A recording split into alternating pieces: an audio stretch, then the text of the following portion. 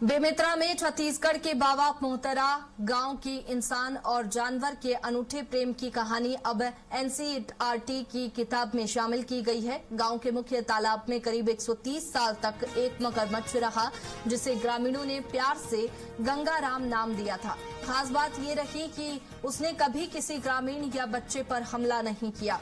साल 2019 में गंगाराम की मौत के बाद ग्रामीणों ने परिवार के सदस्य की तरह उसका अंतिम संस्कार किया। सम्मान में गांव के किसी घर में चूल्हा तक नहीं जला। अब ये कहानी बच्चों को प्रकृति और जीवों के प्रति संवेदनशीलता सिखाएगी।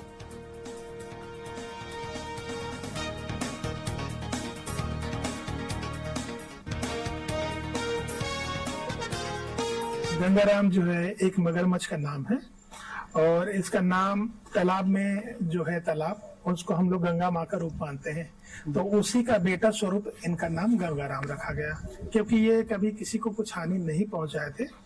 हम लोग वरना बुजुर्ग लोग भी जितने मेरे बुजुर्ग थे वो सभी नहाए हुए हैं पीढ़ी दर पीढ़ी, कभी किसी को कुछ नुकसान नहीं। एक दो मगरमच्छ एक दोस्त जैसा था।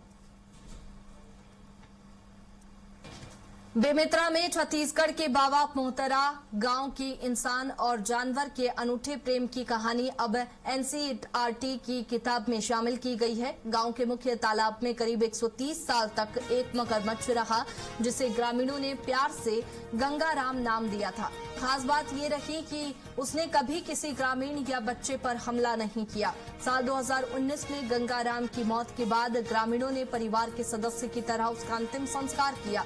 सम्मान में गांव के किसी घर में चूल्हा तक नहीं जला। अब ये कहानी बच्चों को प्रकृति और जीवों के प्रति संवेदनशीलता सिखाएगी।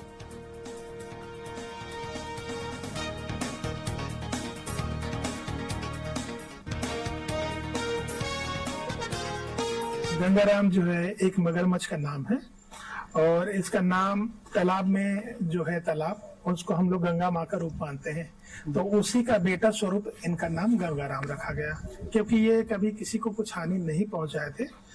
हम लोग वरना बुजुर्ग लोग भी जितने मेरे बुजुर्ग थे वो सभी नहाए हुए हैं पीढ़ी दर पीढ़ी, कभी किसी को कुछ नुकसान नहीं। एक दो मगरमच्छ एक दोस्त जैसा था।